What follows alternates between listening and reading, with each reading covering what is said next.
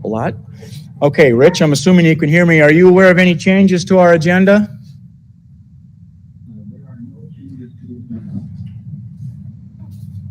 Okay, I would entertain a motion to approve the agenda. So moved. Second. Thank you. Motion from Rick, seconded by Jen to approve the agenda that we have in front of us. Any discussion? All in favor of approval signify by saying aye. Aye. Opposed? Thank you. The agenda is approved, and minutes are next. I'll make a motion to approve the minutes for the regular meeting held on April 25th, 2022 as presented. I'll second that. Thank you. Motion from Rick, seconded by John to approve the minutes of our previous meeting. Discussion on the minutes? See none. All in favor of approval signify by saying aye. Aye. And opposed? Thank you. The minutes are approved. Vouchers is letter E next on our agenda. I'll move to approve general checking account vouchers totaling $535,170.44 and building fund 49 vouchers totaling $308,600 as presented. Second. Thank you. Motion from Mike, seconded by Jen, as you just heard, to approve vouchers in the amount that he listed. Are there questions on the vouchers? I see none. All in favor of approval signify by saying aye. Aye. And opposed? Thank you. The vouchers are approved. Student Council report. Ms. Mesa.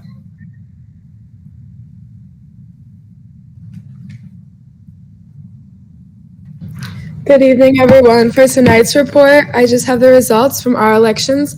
Our president is Taryn Malone. Our vice president is Vianney. Our secretary is Lily Zajac. Our treasurer is Kennedy Carr. And then our school board rep for the second 2-year position is Holly Shores. And then I will be back for another year, as this one is a 2-year position. And then next week, we're having a teacher appreciation lunch on Wednesday.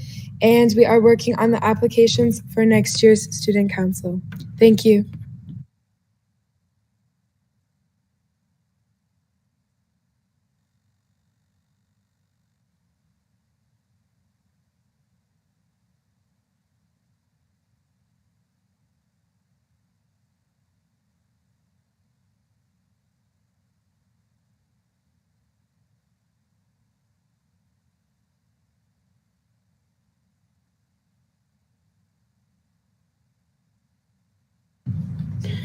Well, good evening. My name is Michael Dorn, and I'm speaking here this evening as a representative of the Milton Education Association. You may be wondering why so many of this teaching staff have chosen to attend this evening's meeting. I'm hoping to make our meaning quite clear. We're here tonight to stand united in our opposition to the administration's proposal for changes in our health insurance. The MEA has had members on the Benefits Advisory Committee since its inception. We've been active participants and have felt like partners in the past, but this year has been different. When the issue of health insurance changes came to the forefront on March 21st, we were informed that insurance costs had gone up by the contract limit of 3.9%, as was expected, but the administration had decided that the district would take no responsibility for increased costs and would instead either be making employees paying the full cost of increased premiums or increasing our deductible by 500%. We were asked for feedback on the spot, but needed time to digest the information and speak to our colleagues. We came back at the April 7th meeting, not to approve the changes, but to say that of the two, the $750 premium increase was preferred over the $1,000 deductible increase. But administration was already stating they intended to recommend that plan up for vote tonight. By the May 4th meeting, the administration was now reporting the option they presented on March 21st that we preferred was no longer viable. So we requested modifications to the plan, as you read about in the memo sent to you earlier this weekend. But when presenting to the HR committee later that same evening, administration left out all suggestions that we had made just a couple hours earlier about modifications that did not increase costs of the district in any way. So the administration, we believe, is not in any way representing the thoughts of the employees to the board. We've decided to come and represent ourselves to make things abundantly clear. Our greatest concern is the administration's completely unrealistic and ongoing expectation that health insurance costs should remain flat for the district. The district spent $5.5 million on health insurance in 2012. In 2022, that number is $5.7 million. During that time, employees have seen numerous plan and carrier changes, many of which have increased employee out-of-pocket costs in order to maintain this unrealistic plan of no increase in district insurance expenditures. 2 years ago, we lost our dual option of choosing Mercy as insurance carrier, causing a third of our employees to have to ditch existing relationships and switch to Dean. Now, facing the greatest inflation in 40 years, the administration is still expecting to maintain 0% cost increases for the district while imposing a 500% cost increase on employees. This is neither realistic nor sustainable for employees, especially in an atmosphere where the latest proposed base wage increase for next year from the district wouldn't even cover the increased insurance cost. The MEA believes the district employees are partners in all that we do. We have no objection to sharing in cost increases as they come along, but there's no sharing in the current proposal. Even modest proposals that would have minimal or no cost to the district, such as reopening FSA accounts for employee medical expenses or kicking in the HRA reimbursements earlier, have been dismissed by administration. We stand this evening in firm opposition to the administration's proposal for the agenda item 3B and request the board not approve as presented. We're happy to discuss suggested modifications at the board's convenience, but we would request that those discussions happen directly with the board and not through administration. Thank you.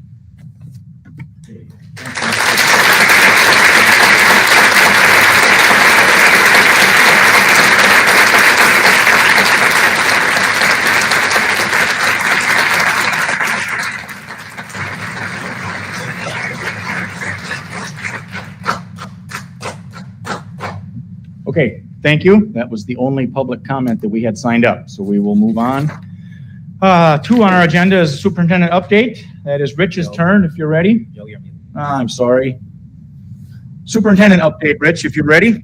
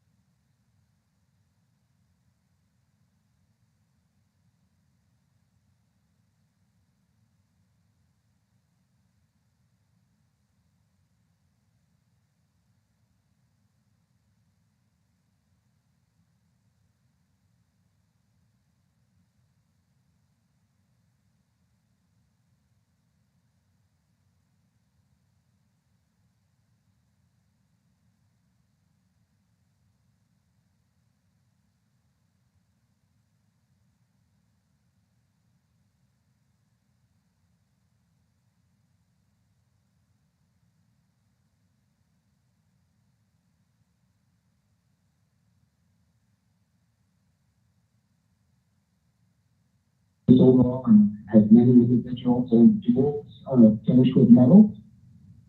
And lastly, this past Saturday on May 7th, we had our Wellness and Safety Fair and Family Fun Walk. The Wellness Committee hosted that event. Family Fun Walk at Shepherd Park, and different groups that were part of the organization included Project Maria, the Police Department, the Rock County Health Department, and the Milton Youth Coalition. The event was very well attended. We enjoyed seeing our families out on such a beautiful day. And then today was an asynchronous learning day for our students. Our staff had a professional development day, so it was a great opportunity for staff to be working on different activities across the district. And although I wasn't able to be there in person because I tested positive for COVID last week and I'm currently quarantined, I was able to jump in with staff to share some information on things that are coming up virtually, and also recognize our 5-year staff members who have been in the district for 5, 10, 15 years, all the way up to 35 years, and also recognize our retirees. And we plan on May 23rd at the board meeting to have those meetings for the board for recognition during the board meeting of our upcoming retirees and our 5 through 35 year five-year milestone winners. So that was everything that I had on the highlights for today. Okay, thank you, Rich. Questions for Rich? And I am seeing none, so thank you for that. We will move on. 3 on our agenda is the HR committee report. Rick chairs that, so I'm going to let him lead that discussion. Okay, thank you, Joe. First item on our agenda is the Benefits Advisory Group review. The Benefits Advisory Group has been discussing possible changes to the insurance plan with the group, the HR committee, and the school board meeting scheduled to allow for more discussion on this topic. The group has met once since our last board meeting to discuss health insurance options. Al Yeager with USI Insurance Services is here tonight, and he has been advising us through this process, and he is here today to answer questions. And Al is going to start by sharing some information about a video he prepared that was included in board docs to help staff understand the world of health insurance. If I can share one thing while Al is getting set up, this is Rich. Before turning things over to Al, I just want to share that health insurance can be a very sensitive topic for many people, and everyone's unique person situation playing a role in their insurance needs. So we are alert to that and want to get more information from Al and what that he's been helping us do in the district. So Al, I'll turn things over to you. Thank you and good evening. So the main talking point is what was involved in the video and, you know, the progression that has taken place over the last 20 plus years with benefits. And in large part, the video spoke about where we were, where we are, and where we are looking to be. And as was indicated earlier, the progression of the discussions, we initially looked at what were a couple of the options, whether it's contribution or whether it's plan design. And it became more and more clear in the discussions that it was desired to keep the HRA. And a lot of the discussion and a lot of the presentation talks about consumerism and what's included in consumerism to help control medical trend and control cost. And in the end, when we went through the big part of the presentation and the most recent benefit advisory group meeting, it became clear, I think, to many individuals that if we don't evolve in the plan design of the HRA, what's ultimately going to happen is it's not going to be a sustainable. It will, the desire of the group is to have the 2 plan designs, not just consolidate to one. And if we make the adjustments, it will become a much longer and sustainable option than if we keep the deductibles and keep the consumerism at the lower level. And a couple of the key pieces that were included in the consumerism piece were, examples of cost for a similar procedure, whether it's done within the staff, the clinic, school district clinic versus a primary care clinic versus urgent care versus emergency room. And that procedure cost could be anywhere from $0 to $25 up to $4,000. And the point to that is when we have the deductible we had from the late 90s of 100 single, 200 family, that's not recognized nearly as much as if you start evolving the deductible. So that was some of the key points. The long story short, to be sustainable and from a terms of best practices we've seen with districts throughout the state and locally, if the desire is to sustain, that's a big piece of the equation.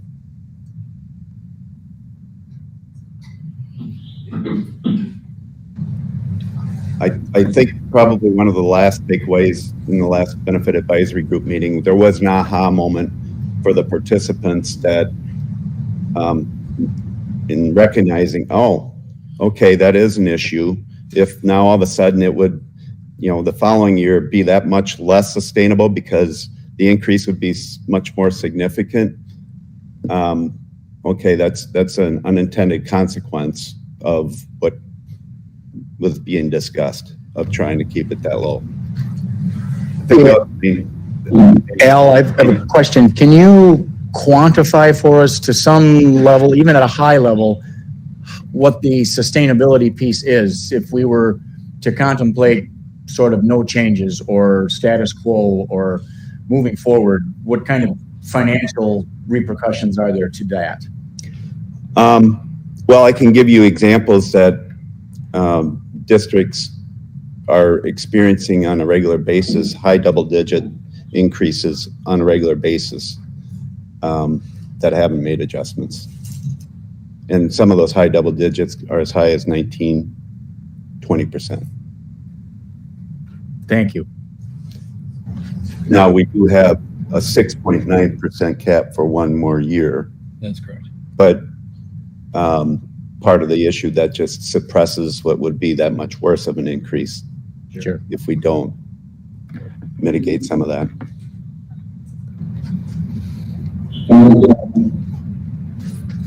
Go ahead, Rich. I'll share this important note.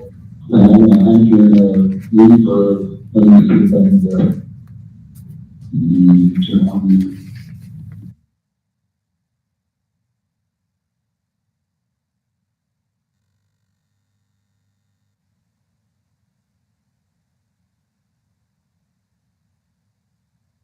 it's important to note that we have to make plan changes to the HRA in order to keep the HRA option available.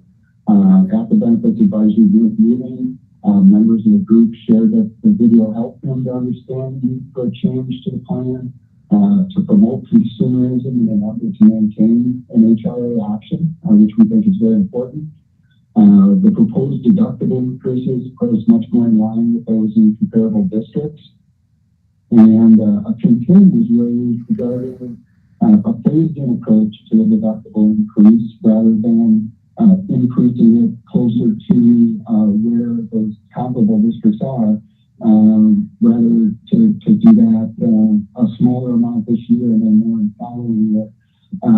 But one of the concerns with that is that as we shared, we're facing a likely 6.9% premium increase next year, and when that cap runs out after next year, if we kick the can down the road on making plan changes, it won't result in promoting the consumerism that's needed to contain costs. And the likely outcome is that it will end up costing us more a year from now to make those changes if they aren't addressed in full this year.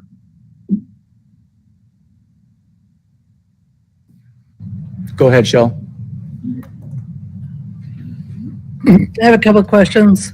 First off, going from point of service to HMO, is that assuming that patients are going to be able to get referrals? Because that is not easy to do, especially if you have a pediatric child specialist or something like that need to go out of network. So is that the point so they'll stay in network? I mean, if you need a specialist, you need a specialist.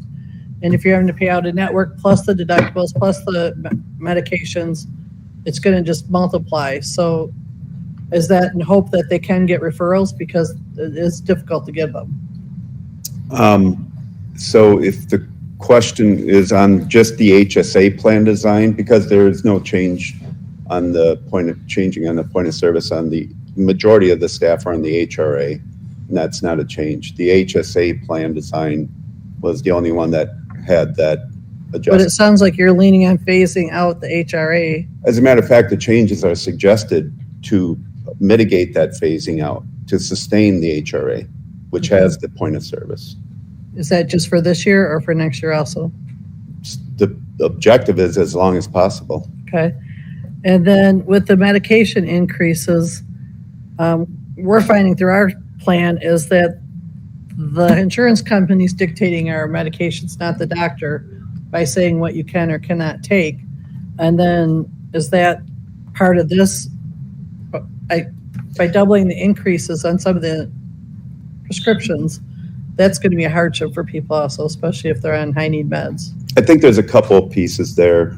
The number last checked was 80+% are in tier 1, and what you're referring to once again is on the HRA plan design. And so majority are in that tier 1, and that's not a change. The biggest change is in tier 4, which would be specialty meds, which represents, generally speaking, less than 1%. And the biggest piece, to your point, manufacturers are playing a game with prescription drugs. There's no question about it. But the thing about manufacturers on those ridiculously high meds, which again, tier 4 at $100 copay, first reaction is that's a big adjustment, right? Well, the reality with those manufacturing drugs is the pharmacies will work with the staff members, and they actually can get a manufacturer coupon for most of those to get the cost down to $5 for that staff member. So the copay goes from $100 down to $5 for a lot of those specific specialty drugs. And when I'm talking in specialty, we're talking injectables, and in some drugs that could be $100,000+ a year. We've experienced all those, and our pharmacist works very closely with us. But when you're on insulin and they're changing, your insurance company's changing continually what they'll cover and what they won't cover, and the cost of them, and your pump supplies and all the other things. One more question I have is, do they have to meet their deductible upfront as of July 1st? So when does the money get distributed back from the district? Are you talking about the HRA or the HSA? HRA. The HRA is when as it stands today, the first $200 is paid first out of pocket. And then if the person incurs the additional deductible expenses, they can submit those to the HRA, and then that money gets kicked back to the person to pay those bills. What about the HSA? The HSA, those dollar amounts are paid through payroll on a pre-tax basis, and that's spread out over the course of the year. Okay, that's challenging too. If you're on insulin and you have to have that money in July 1st and you're already hitting your $1,000 that way. Okay. I wanted to speak a little bit more about that prescription part that Al was talking about, because those coupons are available for more things than just the tier 4 drugs. Many brand name products are going to have coupons available for them. Not all of them, but a lot of them do. My staff and I spend time every day helping people with stuff like that, so I would encourage people to talk with your pharmacy staff about ways that they might be able to help you on that. And also, Dean has a list of about maybe 3 or 4 pages of what they call their preventive drug list. These are drugs that are available at zero copay. So I would encourage people to talk to their providers or their pharmacy about maybe taking some of those. That's not new, is it, Chris? Not to my knowledge. That's not new. But Rick, I think that gets to the consumerism piece that's been brought. Right, yeah. Mm-hmm. And those videos also had a nice reminder about the things available at our wellness clinic, like labs, immunizations, well child visits. So just kind of a nice reminder that those things are available through that clinic. I just have one more question. The flex plan is not an option, and why is it or is it not? The flex medical? To have a flex plan pre-tax dollars? Yeah, there's a flex medical and a flex dependent. The school district has the flex dependent and the flex medical. That piece was taken out maybe 6 years ago or discontinued 6 years ago, 7 years ago. And is there anything out there that would be comparable that could help them? I think it's possible of revisiting the flex medical.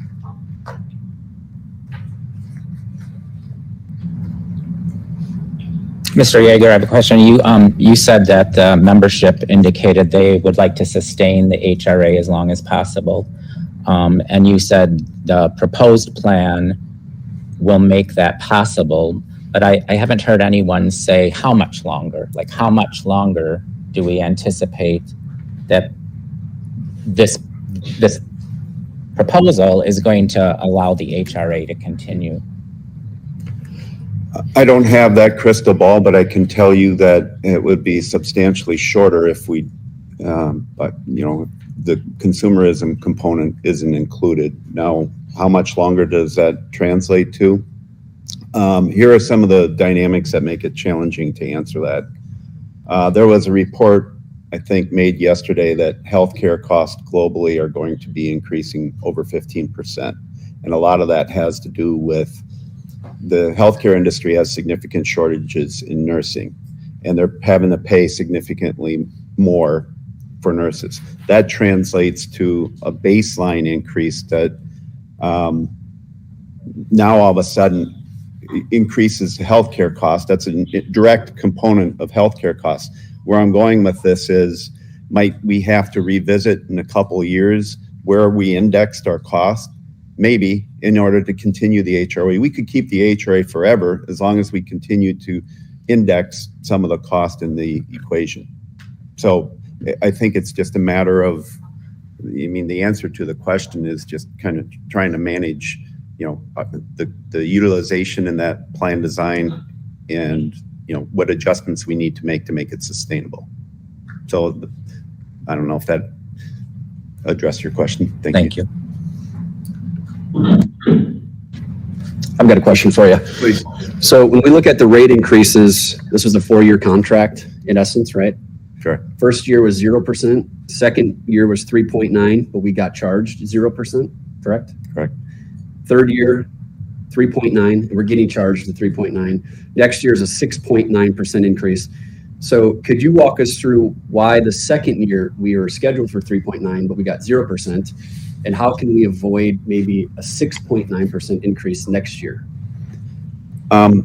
So I'm revisiting quickly what we had taking place. I know a lot of that had to do with consolidation to one health system, and that was a significant collaborative effort in talking that through. And in that process, there were a couple of levers that were discussed, including, some of the health transformation consultant discussions.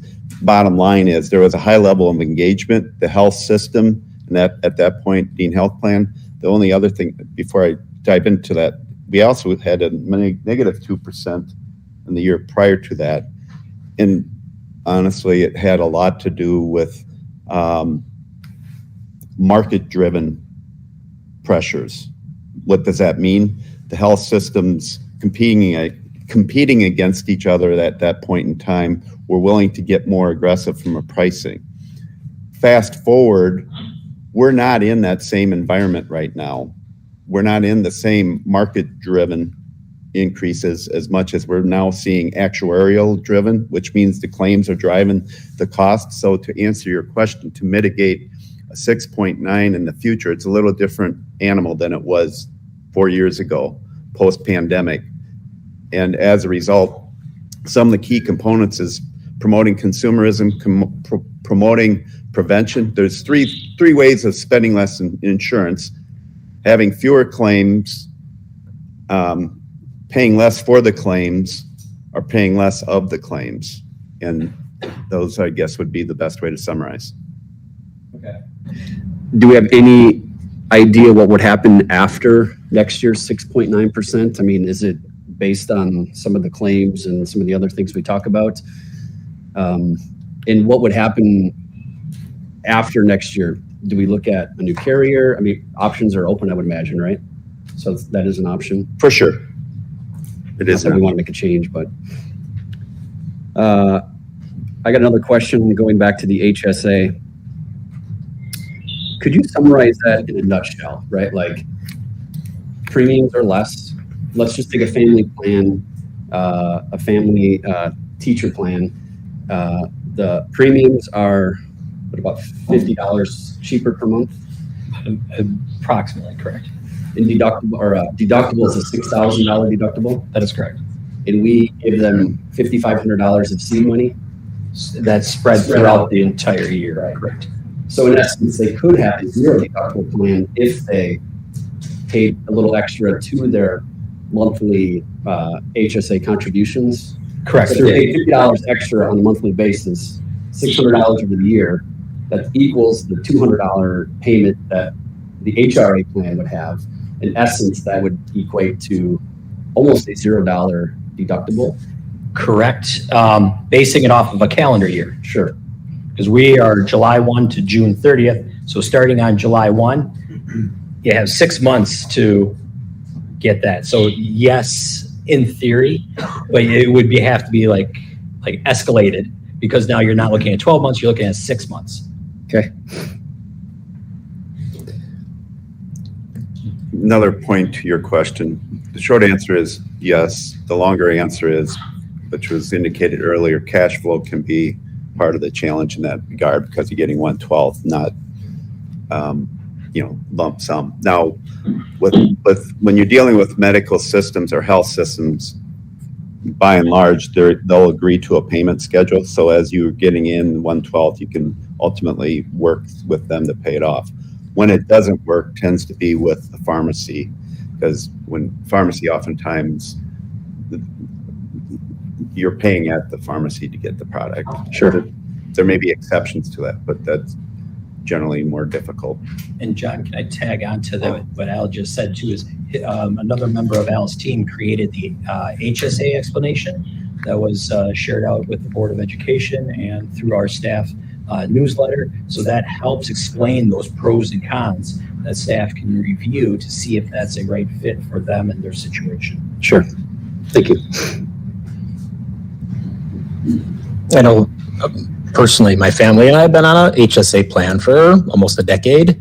And Al, your comment regarding payment plans, I certainly don't speak for either of the health plans I have ever had, but in my experience, when we've had early in the plan year expenses that have been incurred, calling the provider when the invoice comes, just explaining how your HSA is funded and the timing of it, they've always been very accommodating and agreeing to a payment plan that fits that. And then conversely, in cases where we haven't had medical expenses, things like orthodontia and things like that have been qualified expenses that we've used our HSA dollars for over the years. And so the if you don't use it, you don't lose it component of it is attractive if you're in many instances, because again, you have the flexibility of potentially a payment plan and circumstances in the good fortune of good health. You have the opportunity to use it for some other qualified medical expenses that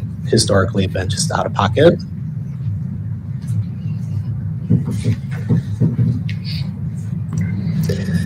I think sorry, go ahead real quick.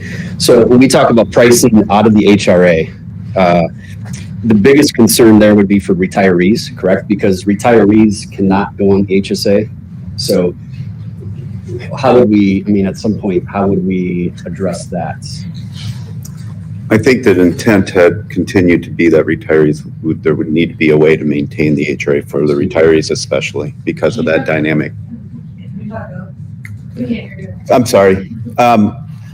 So the question was for retirees, what would happen if it was only the HSA plan? And the short answer was, I think the intent all along was to maintain the HRA for the retirees because of that dynamic, because just by technically HSAs are for active staff members, and just somebody that's not on a payroll to pay it toward an HSA just isn't an option.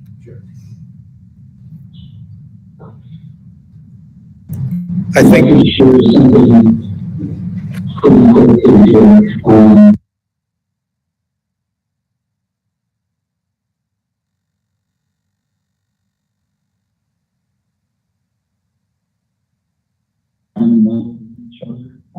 Item 3A is on the benefits advisory group. 3B is the deemed local insurance for possible action.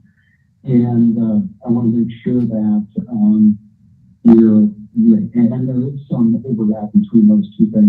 advisor. So we want to be alert to that. But then I also want to just comment on a couple things that were brought up before. A question was asked about a flex plan as an option, and I know Chris shared some thoughts on that. That is something that we've had discussions on. I want to reinforce because we've heard a statement made that we dismissed that as an option, and that certainly is not the case. We would look at a flex plan as an option for staff members moving forward. And then the other is the idea that the district is intending to move away from the HRA option.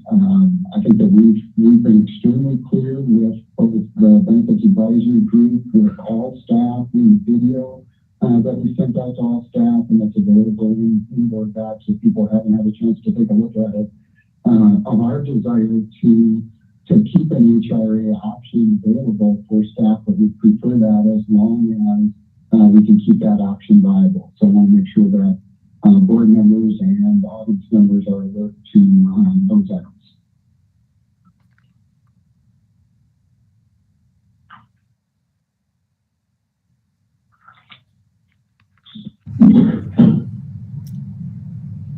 All right, Rick, you want to still stay on? Yeah, I think we're kind of run together here a little bit. We're probably on B. Yeah. So B would be the discussion and possible action on the Dean Health Insurance plans. I guess I just want to speak.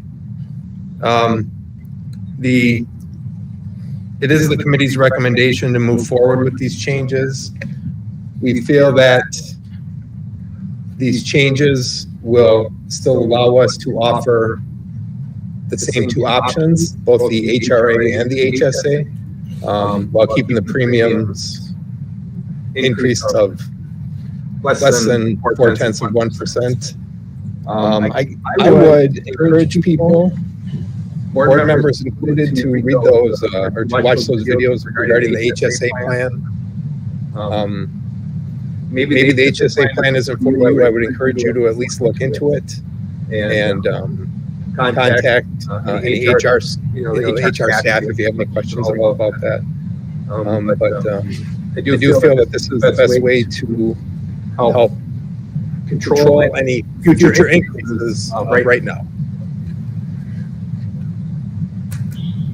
I think, Rick, piggybacking on that, like I said, I've been on this type of plan for many, many years. And one of the things is I kind of explored what does this mean as we entered into this. The IRS, which is a surprise, I know, but the IRS has a publication called 502 that you can just Google, and it's 28 pages of what can I use this money for as a qualified expense. So if it's something that someone here or someone listening at home is curious, like I said, it's a helpful guide as to what can HSA dollars be used for, not only today, but in cases where they're not used, save up for Medicare premiums when you're 65 or what have you. So again, the decision is each person's own, but if you're looking for additional information, it's a good place to go and educate yourself on some of the uses that are possible with those dollars.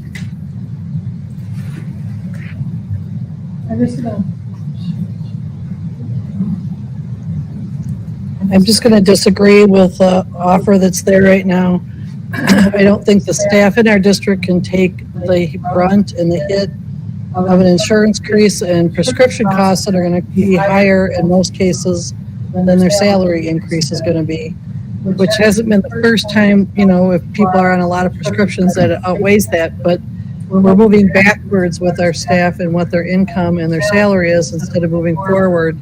And I don't think they should have to be the sole people, taking the brunt of the hit of both, of not getting a larger salary increase as well as getting hit with the insurance increases.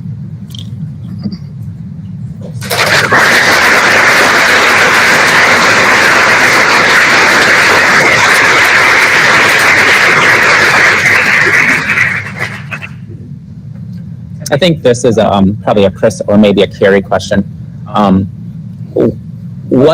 Why did you settle on those particular numbers? Like, why 500 for a single and 1,000 for Like, why were those the magic numbers?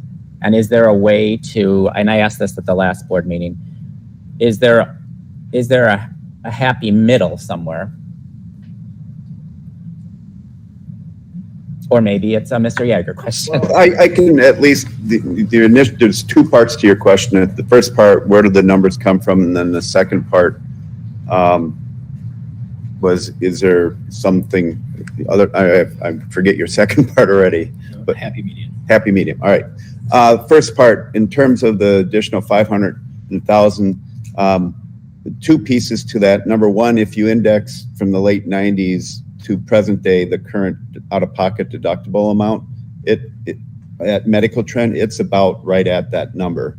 So that's part one. Part two, it did get us to the same costing at that zero by making those adjustments, are 0.39%. So it's close to zero within that indexing. So those were two of the drivers that took us to those numbers. Now, as far as something in between, that's.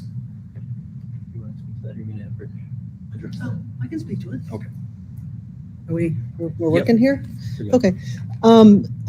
With regard to the experiencing it all in 1 year, the discussion that was had, and Rich spoke about it, part of kicking the can down the road is if we don't make these changes now to adjust and get us to that 0.39% for the district and then adjust for employee costs, we're going to be here next year in the same situation. Now, we can spend a year educating people about how insurance works if they wish to be more engaged. But again, part of my frustration with this is that people participating sometimes don't, it's a disconnect of expectations. But that's not the question I'm here to answer. There's a lot of disconnects with expectations here. But to answer your question, Mike, if we don't do this now, then we're going to be in the same position next year. And so the district can certainly assume costs. But again, if you remember the environment that we're in and that we're looking at reducing our budget by 700,000, but that is an option, is the district can assume the cost this year as they can next year. But if we don't make adjustments, we're not going to be able to achieve the goals that were previously stated. I think, like I said, if you were to cut me a break this year and then I get double whammied next year, I guess I'm not sure that I really felt like I was cut a break this year. That's how I looked at it. I can't speak to others in the group because I was on that path, and then I hear 6.9 and I'm on a, okay, so then what happens next year? As we didn't achieve what we were trying to achieve this year, and it puts us further behind. And so then what are we going to do next year? And so that's really the long answer to your short question. This has been an interesting journey for me, and I if I could pause continue to learn. the conversation just for a second, please. There's a question for Carrie Kleba. I was listening to Carrie Bradley speak, and then that speaker, that laptop went out. I in the middle of what she was saying, I couldn't hear anymore. I don't know if something happened at that end or something happened at my end, but I couldn't hear any longer after about the midpoint of that. So if you can work on that. But one other thing that I wanted to add to that, to Mike's question about why the $500 and $1,000 increase, $500 increase to the deductible for single and $1,000 for increase for family insurance. Another part of that is that it puts us closer to that median group for our comparable districts.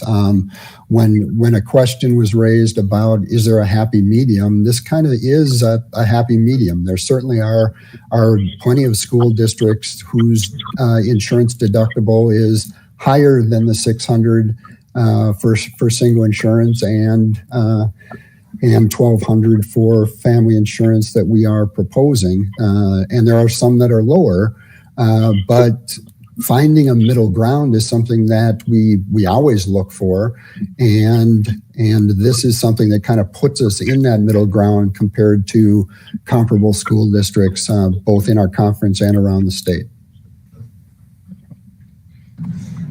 Thanks, Rich. It doesn't seem like a middle of the road meeting to me. I heard comment tonight that there was talk that the membership would prefer having the premium raised, and so to me, a happy medium would be not such a large increase to the deductible, and a slight increase to the premium. To me, that seems like a compromise and a middle of the road solution, but that's just me. So I'm of the same mindset that Shelley is. I find it really hard to support this when if you're the person who carries insurance for your family and your deductible is going up $1,000 and increase prescription costs, the potential raise that those teachers are going to get this coming year is going to be sucked up by that. And so I just filled my car up with gas today. All of us have grocery shopped lately. The cost of living is just crazy high right now. And so to say that the raise we're going to give teachers is going to be sucked up by a deductible doesn't sit well with me. So. Chris, can you clarify?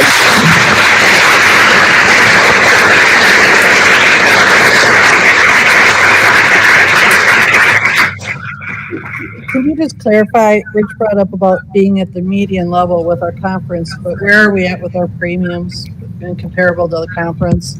And then our deductible and comparable to the conference? I was just looking for that document, I couldn't find it. And this is also going to be hitting our support staff and our paras and our food prep people and everyone else in our district or custodians equally, if not harder than our professional staff.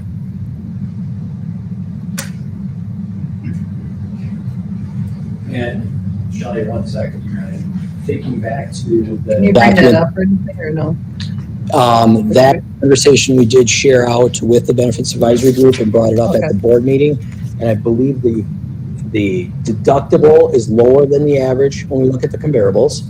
And the premium is in line with the comparables. Where are we ranked? Like, are we? I'd have to look at the spreadsheets that were shared. No.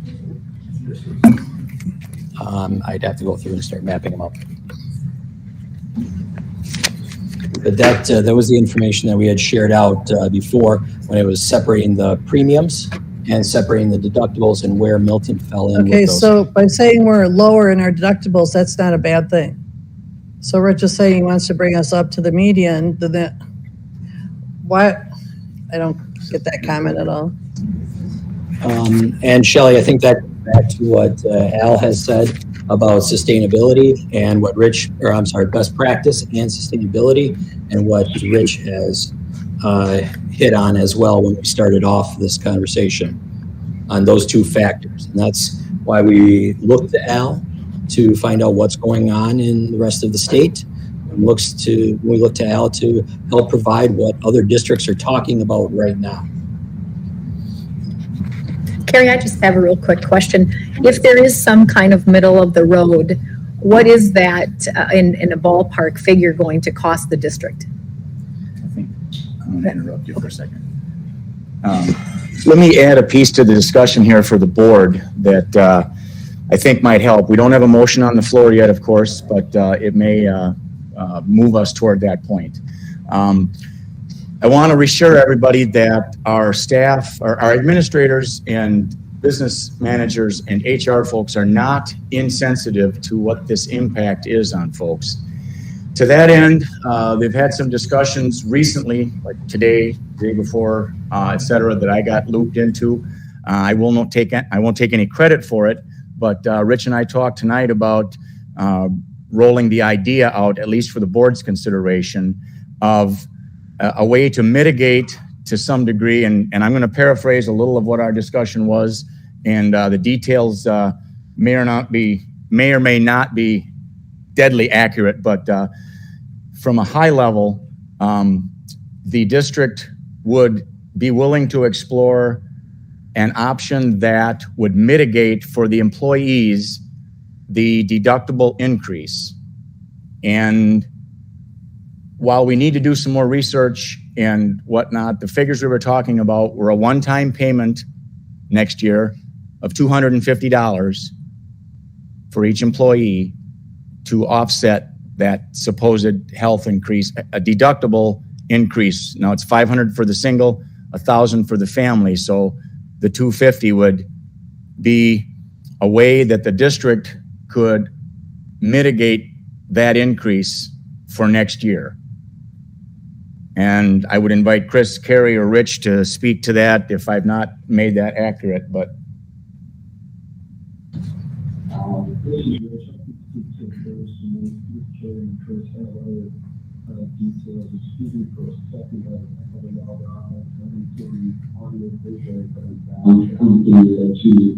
To hear people, give me just 1 second, I'm doing some echo there.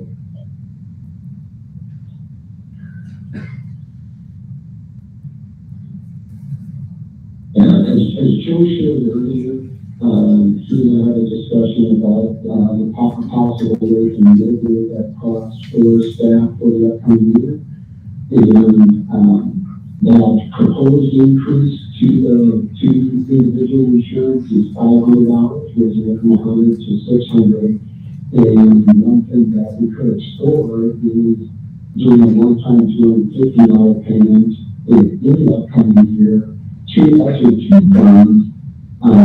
to school district employees who are not seasonal, occasional, or temporary employees. So when we like summer staff or lifeguards or people like that who typically are not beyond the district's insurance. But looking at some type of payment like that would help mitigate that cost and spread that out between the school district and the employees of the district. And we don't have that down as an action item for tonight. It wasn't part of the agenda, so we want to make sure that if the board was in favor of us pursuing something like that, we can put together a proposal and bring it back to the board for approval at the 23rd school board meeting. I don't know if Julie or Chris have any other thoughts on that, if there are questions that they have. Chris? All right. One benefit, if that's enough to move people, the concern is that the plan will not be available if we do not make changes. And part of the conversation is around cost and who pays.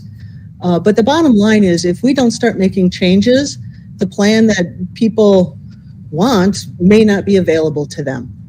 And so if this is something that would get movement, that would make it more palatable, that would really be helpful to the future and having this plan available.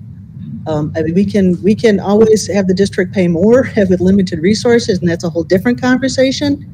And Al won't tell you what his crystal ball says, but we know a nearby district just had to give up their plan because they couldn't sustain it.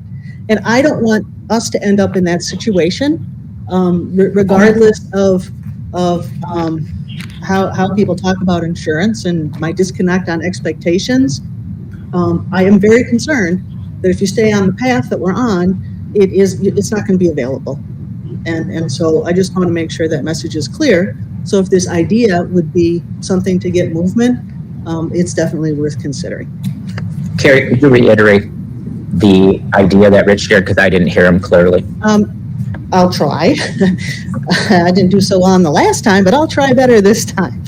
I think what Rich is talking about is if you look at the change in the deductible for the single plan, it is looking at increasing by $500.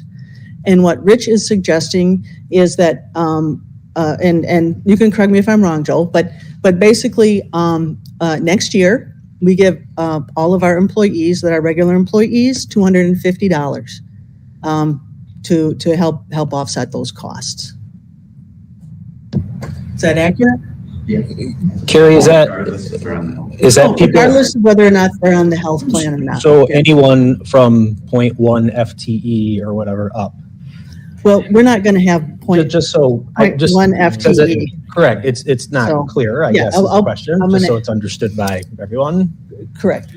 And let me jump into that one, Dave, because we have approximately 660, 675 employees. That includes MREC, that includes our coaches, that includes a lot of seasonal employees or casual employees. The board is all paid through payroll.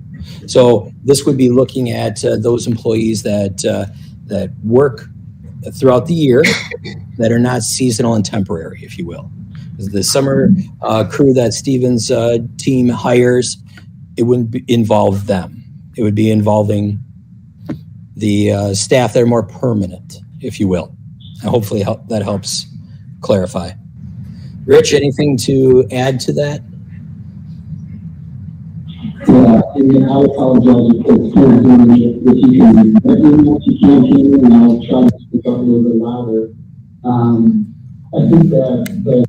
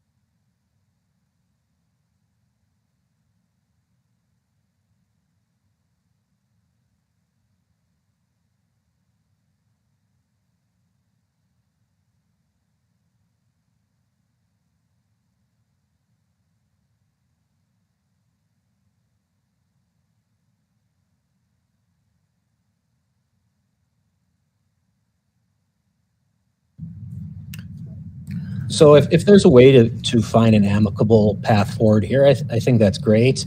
One of the things that's been a kind of a cloud hanging over my thoughts on this, and I gave up some hours of sleep contemplating this, and I go back to a budget discussion we had, I think it was in February, and with the data that exists today, we were projecting about a $750,000 deficit for the upcoming year.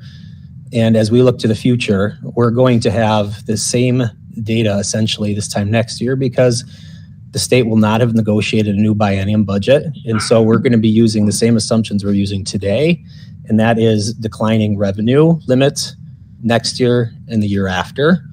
And so if we can make a decision that helps bend the curve today by maybe taking a little bit of pain to reduce the pain next year, bending the curve is a more comfortable outcome than having shock and awe next year. And one of the things I don't think anyone on this board wants to do is go through extremes ups, extreme downs, extreme anything else.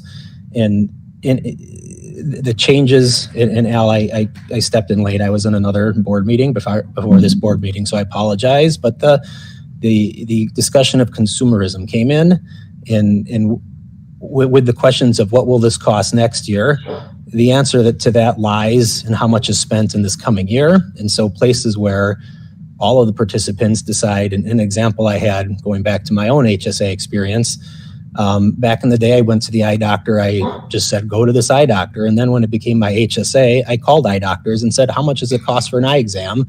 And the one that I felt had good quality, was local, and someone that I thought I could depend on is the one we chose to go with at about a third of the cost of just what the health plan historically had given me.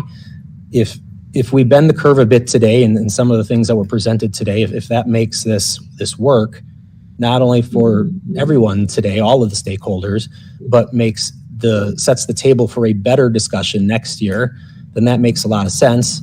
And then the other thing is, and Al, correct me if I'm wrong here, but at the end of the day, everyone on the plan plays a part in deciding what the premium increase is next year, because how we as a society use healthcare and how we choose to use it and what avenues we choose to access it, the sum of those claims and the sum of those costs are going to get baked into how much this costs next year. And so if we all can be good consumers as a society of healthcare, unfortunately, it's probably going to still go up. But if we can bend the curve so that it goes up less, at the end of the day, that's good for everybody, employees, district, taxpayers, and everybody else. So again, if Joe, the suggestion that you made today can help move things forward, then I don't know if it'd be a matter of tabling this until the next meeting or if we vote in some limited scope. But again, the decision we make tonight affects the same decision we'll be discussing a year from now. And if we can, again, bend the curve and make that decision easier as opposed to compounding it and make it harder, then it's worth the discussion. I guess that's my only comment on it. But a lot of what next year looks like is dictated by what kind of decisions we're able to come to that is fair and amicable to all of our stakeholders. A couple of pieces, Dave. We don't have to table it because we don't have any motions on the floor. So procedurally, we're not there. But I do think it interferes with our open enrollment period for this coming year. Am I correct, Chris? Talk through the timeline piece for us. That is correct. We have our open enrollment projected to start next Monday, a week from today, and that would go through May 31st. And then that gives Dean and our payroll department to make those necessary changes to be effective for July 1, because there's a number of payrolls that we have to be in line with before the end of June to make sure we're taking into account those new dollar amounts that people may be choosing to do. So like I shared, I'm not sure what the comfort level of the board would be to pass the plan as it's proposed, with the caveat being that administration has come forward and said that we probably have a way to fund a mitigation payment. I don't know what the right word for that is, but some sort of a payment to the employee to mitigate or offset that proposed deductible increase. And I'm confident and comfortable that we could have that brought to us next meeting. But with what Chris just told us, we need a direction probably for the plan. Joe, what's the difference, or Chris, between just having a lower deductible than giving the stipend? Why can't we just have a lower deductible? That's where we're going. And I think, Shelley, that gets back to the consumerism piece behind it. I didn't know if there was is that why? That's my best explanation of that difference between the two. Chris, I got a thought.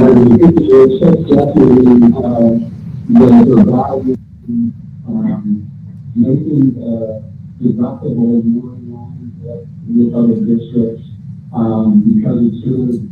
In the long term, save the district needing to make those increases down a little bit because the consumerism that I spoke to. So Chris was spot on in that response. The value in mitigating that cost for employees for next year with that payment rather than a change in the deductible is that Eric is shared by not making the full increase that's recommended in the deductible. We're going to be back here again down the road with a bigger hole to fill and without anything, any additional funds to fill that hole there. So you're referring to the group or kicking the can down the road, and that's kind of a simplistic analogy, but it's also a good way to describe that if we don't make the changes this year, it's not only not going away, it's going to increase the next time we come back and have to make those adjustments. So my thought is, if we know next year we're at a 6.9% increase, if we lower the deductible this year, well, that's it's a rate cap. It's a rate cap. Worst case scenario. Worst case scenario. Whatever it is, it's going to be up to 6.9. But if we lower the deductible this year, then I feel like we have negotiations for next year to raise the deductible next year. So kicking the can maybe, but also we lose negotiations for next year on a lower rate because we're changing the deductible next year. Am I wrong in that thought process? And I will defer to Al on that because he leads those negotiations with Dean. You want to speak to those conversations? I think this goes back to the similar discussion we had earlier about the past versus the future, where I would say that's absolutely a fair thought process 4 years ago. I would say what has become a bigger challenge present day is the competition is looking at claim experience, and players that traditionally were more aggressive aren't. They're looking at what's your claim levels, what kind of consumerism is taking place. And as a result, another year of not good experience makes us a lot less attractive to the competition. So if you want a competitive marketplace, generally speaking, you want better claiming, not generally, you want better competition, you want better claim experience. Short answer. Chris, you don't have any idea what, you referenced the 675 employees, but obviously, so, I mean, I guess from Carrie's standpoint, I'd like to know as a board member how much, if in fact we're going to give this $250, I mean, how much money is it going to cost the district? Because the number isn't 675 apparently. No, So- that's the total number of Yeah. people that receive W-2s from Yeah. the district, including the board members. So what are, I mean, again, I think we need. We're not getting 250. So Hey, Chris, if we do 600, right, we're talking about 150,000. So we could say 150 to maybe 200,000. And then this would likely impact our ESSER funds, and we would have to redirect those for this purpose. Chris, it's not clear to me, the folks that are impacted here are users of the health plan.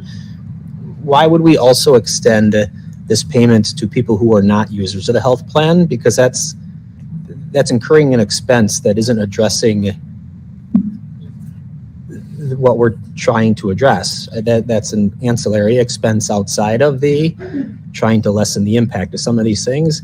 I don't know if it's just administratively difficult to gather that, but wouldn't we want to just direct this to people who are already users of the health plan?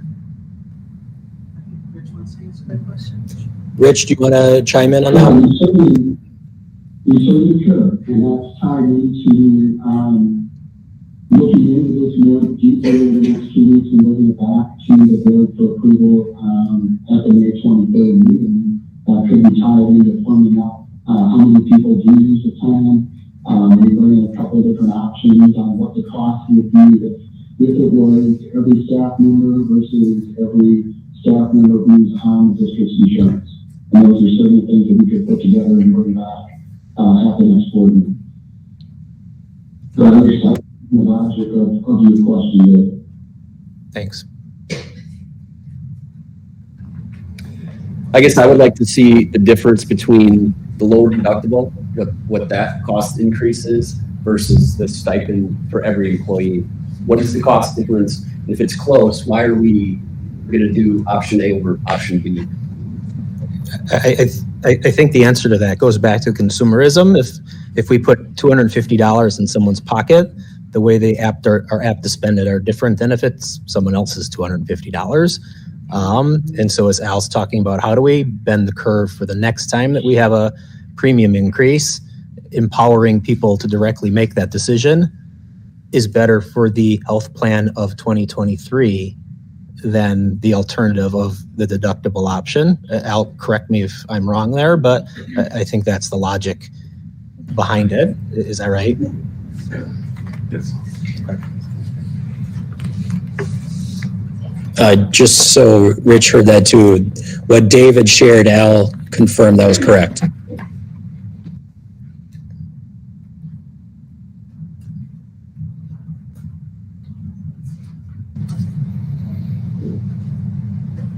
Anybody else with thoughts?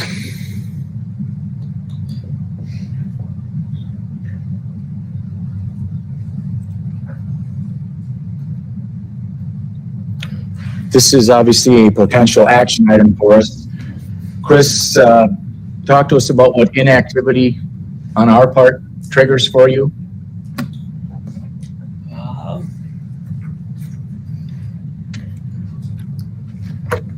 Great question, Joe.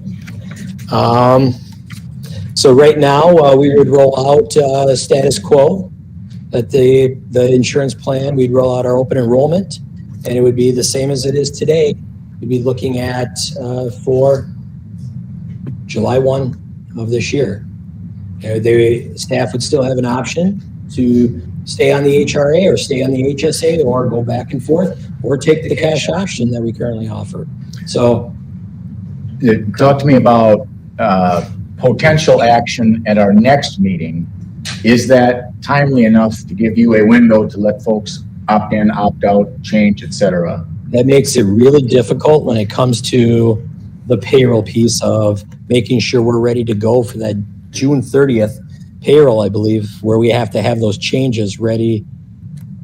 But I just wanted my fellow board members to understand time-wise what's at stake here. And we could also shorten the open enrollment period as well, too. That's going to be an option, too. Okay. So then staff would need to weigh out those changes in a quicker time frame. And the videos that are currently out there are helpful, but those are big decisions as well. Do we typically get lots of movement when the open enrollment period is available? It depends if you have the vote or the motion that's current, the recommended motion, you may have more movement. If you're having status quo, you may not see that type of movement. I remember years we'd have 20. I remember years that we'd have 60. So it really fluctuates based off of what the plan looks like. But Chris, you could communicate that out in advance, that open enrollment period is going to be less this year based on the fact that the board hasn't made a decision and that we would make a decision on the 23rd. Is that correct? You could do that. Correct. So if the board approved a change on the 23rd, open enrollment started on the 24th and went through the 31st, or maybe a little bit longer.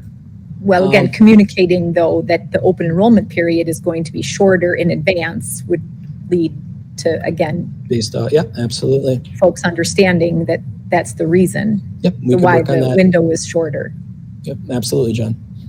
Well, again, it's my opinion that we should go ahead and postpone this decision, or obviously just, I guess we don't have to table it, but my theory is that if we have more information, again, about the one-time stipend and the dollar amounts that specifically are going to cost the district versus, again, the outcomes for the staff, I think we're all asking for about the same thing.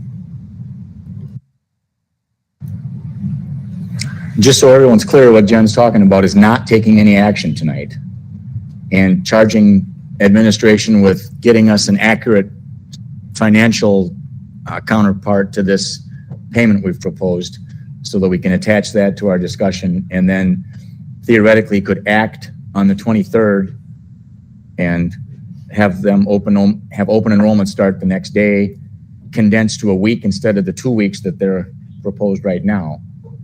That's what would be triggered by. We don't have to table this. It's a possible action. If we choose to do nothing and move on, we'll probably return it to the agenda, of course, but procedurally, that's how we can move forward, if that's the choosing of the board. I don't want to speak for anybody, but that's what our options are. But there's no motion on the table. There is not.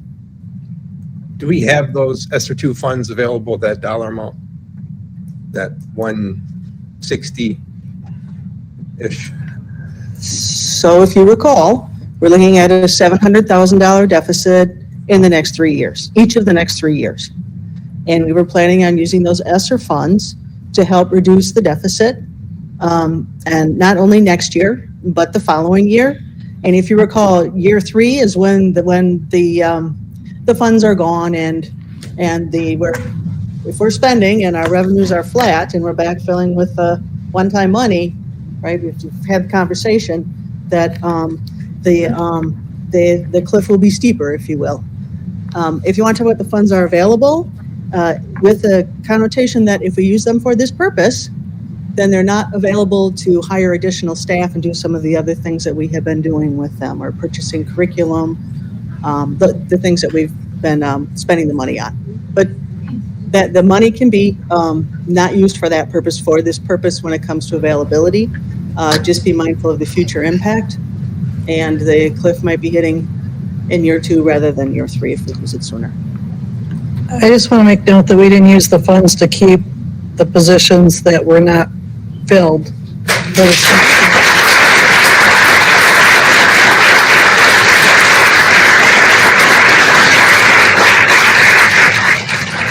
We're talking about hiring new staff, and we did not fill the positions of resignations and retirements.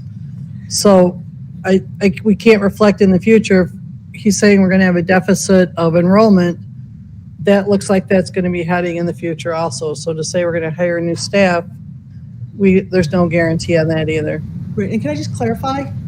The ESSER 2 funds, if you recall, a plan was put together that involved student services, C&I, principals, staff, and it was around principals communicating what the needs were in the building.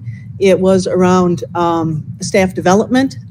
If you recall, we set our staffing baseline and we brought back positions throughout the year, and we use those ESSER funds to support those positions throughout the year. So just as a clarifier, that's how it was used this current year for 1 year. Thank you. And so just the ability to do that next year might be impacted is what I'm trying to say. Not with regard to the specific positions that were around in lining enrollment and staff. It was using those money to bring in interventionists or to free our teachers up so they could work on interventions. That's how the ESSER 2 funds have been used, and there's quite a process to go through, a data-driven process to go through to determine what needs are, and they're in the process of looking at outcomes now. And I think then we're going to regroup and look at what we would need in the fall then based on the student outcomes. And I do believe that the principals are engaging their teachers in this part of their PLC work as well, if I understand correctly. So, but there is ESSER money available in 2, and we still have ESSER 3 money too.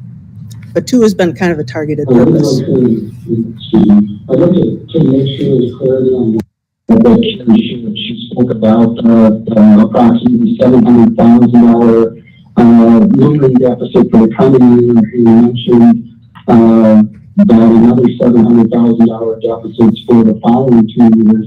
I want to make sure that it's clear among board members that those are cumulative. So anything that we do that doesn't reduce that $700,000 deficit in the next school year, that would increase. If changes aren't made, that would increase to double that the following year and triple that the following year. And that's a conservative estimate because we know that some fixed costs that we have in place right now in our current budget are going to go up. Fuel prices obviously have gone up significantly. Costs that we have as a school district are going to continue to rise like they are for people's household budgets. So while there's difficulty in making decisions to look for ways to reduce our expenses, if we don't make those decisions to reduce our expenses through ways like this, then we're going to have to attack those budget deficits in other ways. And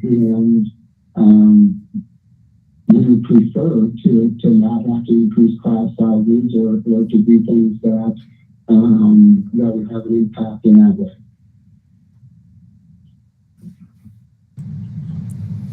Chris, could we take action tonight as presented And then you could come back later with these dollar amounts that people are looking for.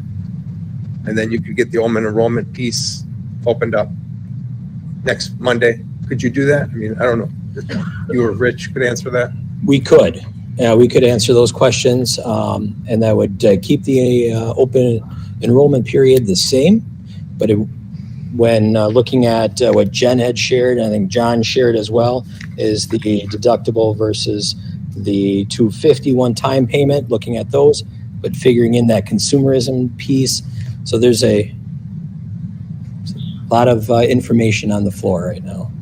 But yes, we could. It's doable.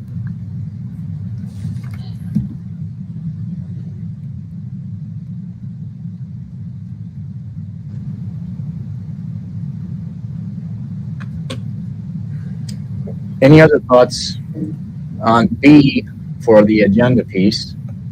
I don't want to supersede Rick's report because there are other HR related issues we're going to walk through, but I don't want to leave this until folks have either had a chance to take an action or had their chance to say their thoughts or whatever. I get, since Chris can get started on this, I guess I'm going to go ahead and make a motion. I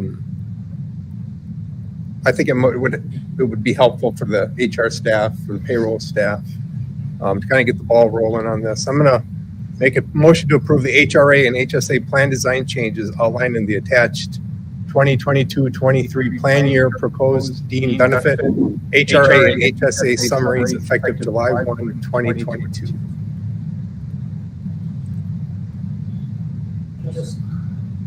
Just to clarify, I'm not following procedurally how this will work. So if we vote on this and it should pass, then we would have a separate item to vote on at the next meeting regarding a stipend to participants of the health plan that's independent of this. Am I understanding that correctly?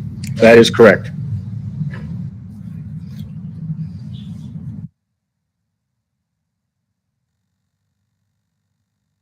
Separate decisions by the board, so it would be very important to keep those two, to not make a motion that meld the two of them together. But as Rick shared and as Rick requested and Chris shared, to limit the crush of time to try to get a short open enrollment period and to move forward. The recommendation from the admin team is to approve the proposal as presented, and then bring back information on a possible payment to staff as we described earlier, and taking into account the different things that were described in the discussion earlier.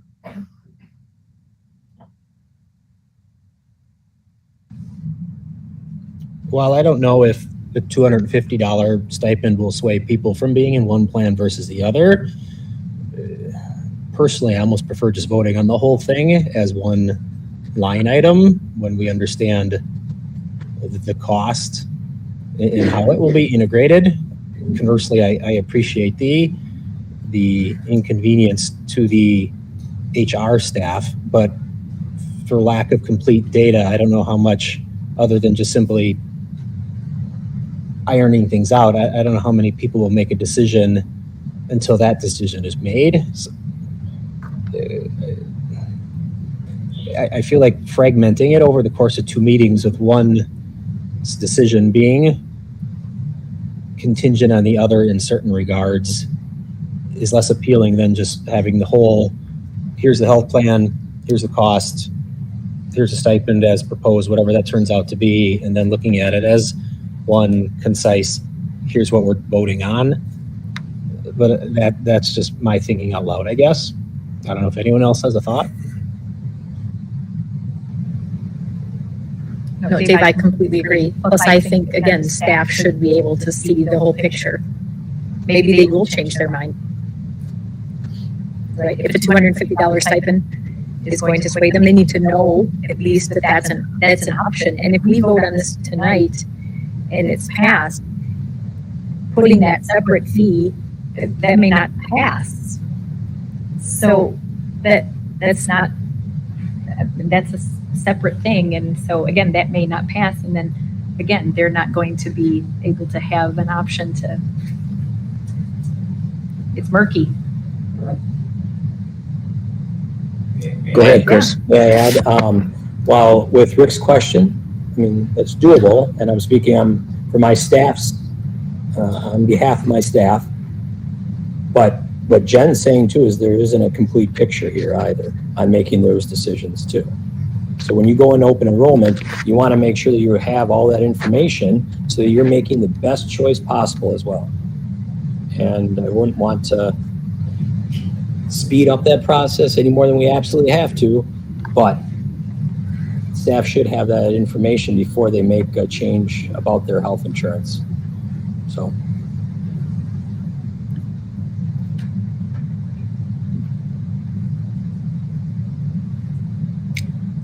That motion dies for lack of a second. All right. We will move on to C, discussion and possible action on the WEA Trust Life Insurance Agreement. Okay, I will take that one, Rick.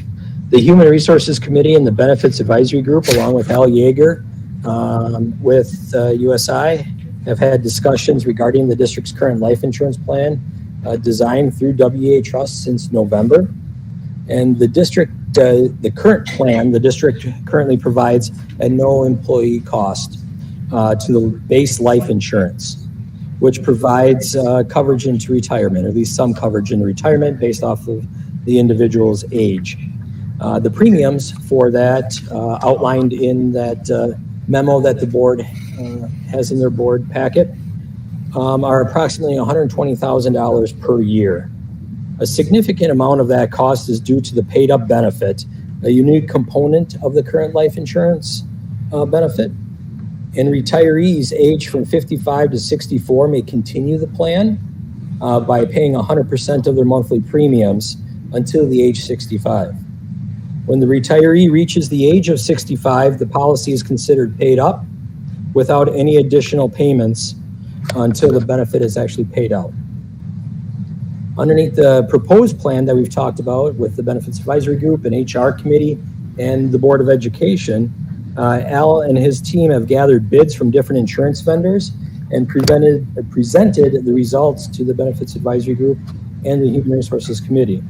And through this bid process, WEA presented a life insurance alternative plan that does not include the paid up benefit, but still allows future retirees to continue their life insurance benefit plan, as long as WEA Trust is our carrier.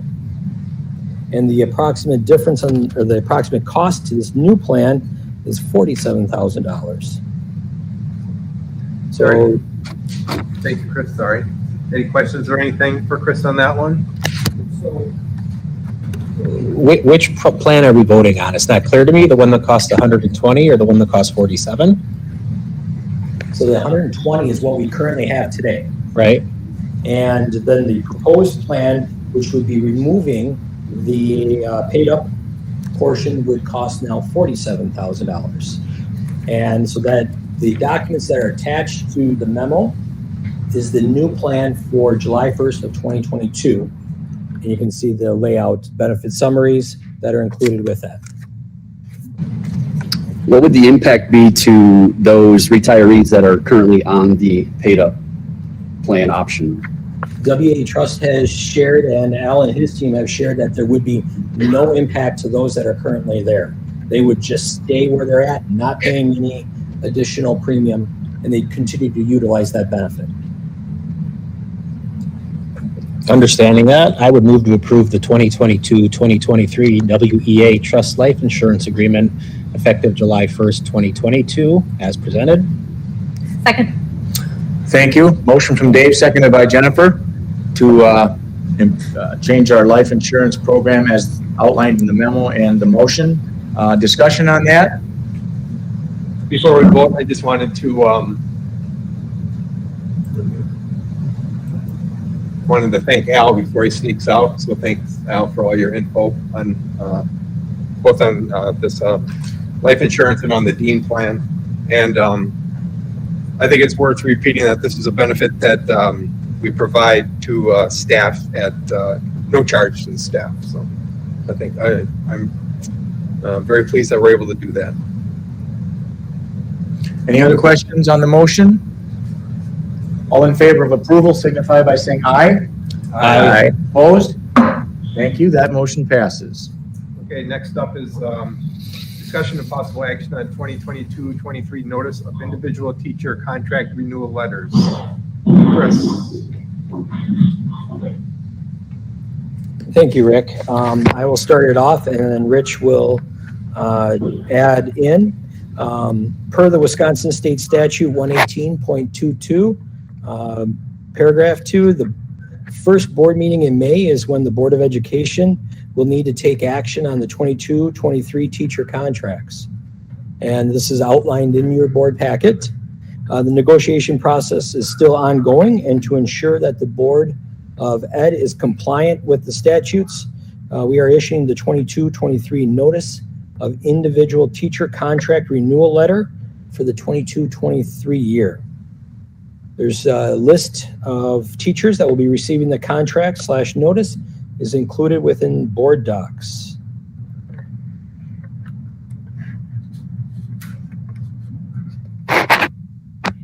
Okay, one thing that I'd like to add to that,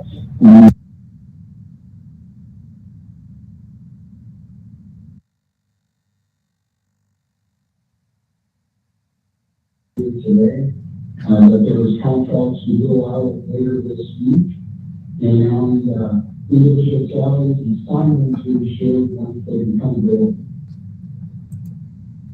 Okay, thank you. Any questions or comments on that?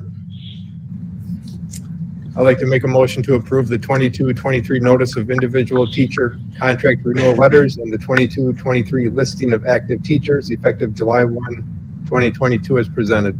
I'll second that. Motion from Rick, seconded by Dave, as we just heard, to approve contract renewal letters for our teachers. Discussion on that motion? Hearing none, all in favor of approval signify by saying aye. Aye. Opposed? Thank you. That passed.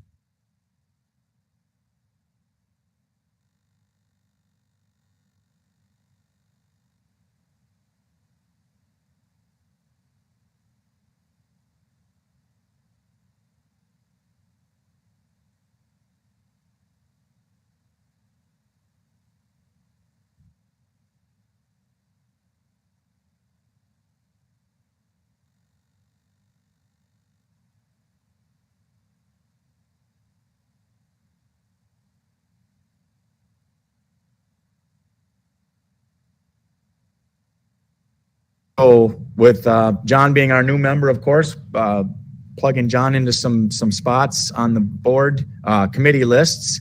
Does anyone have thoughts? I would caveat this and say that John reached out and has an interest in a curriculum committee that I didn't technically put him on.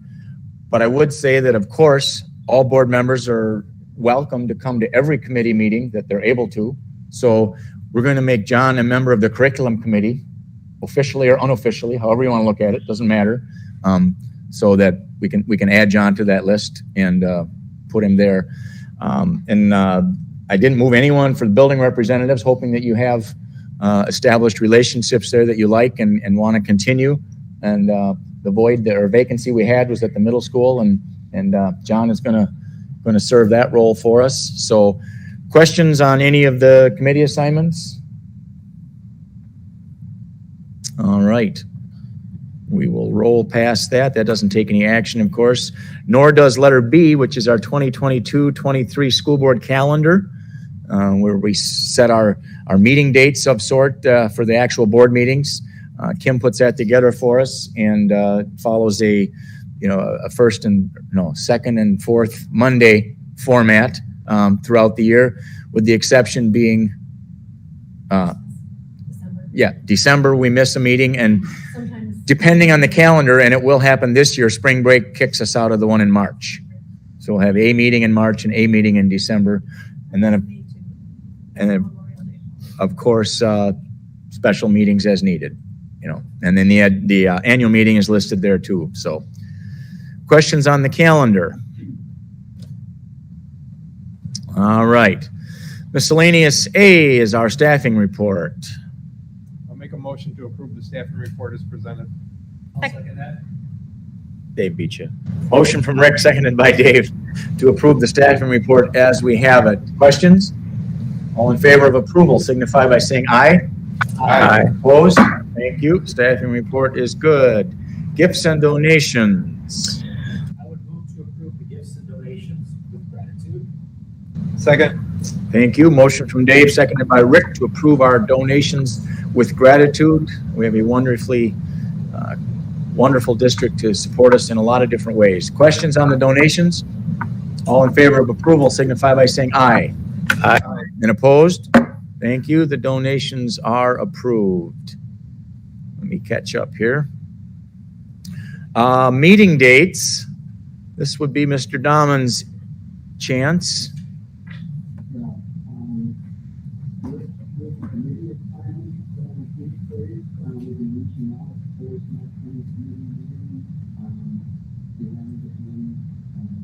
Input on people's schedules. With the lengthy discussion tonight on the insurance topic, really, this is a question for Rick.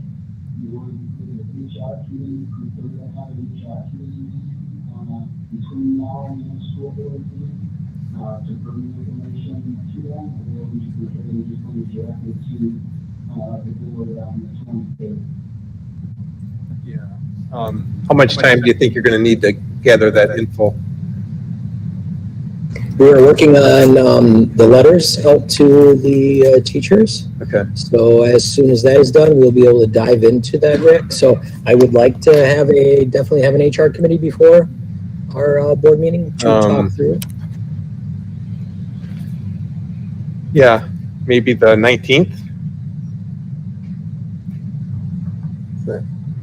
How's that work, Jen? No, okay. How about, I'll be in touch. Okay. All right. Any other meeting date comments, Rich? Okay. Then we have an executive session scheduled, and I will read the proposed motion, and it is rather lengthy, so bear with me. And as you folks are leaving, please accept our thanks for your attendance. We certainly enjoy seeing all of you.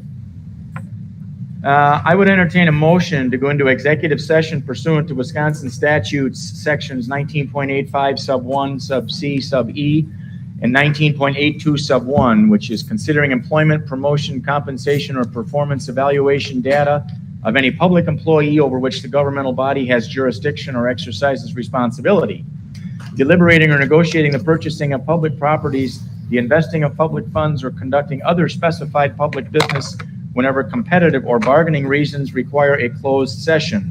Subject matter will be review of negotiations with MEA and next steps, and the 22-23 administrator and supervisor contracts. So moved. Second. Thank you. Motion from Rick, seconded by Dave. Roll call vote. Shelley. Yes. Jennifer. Yes. Joe is yes. Rick. Yes. Mike. Yes. John. Yes. And Dave. Yes. We are in executive session. Thank you, folks. Thank you. And we will return to open for a potential action is our plan.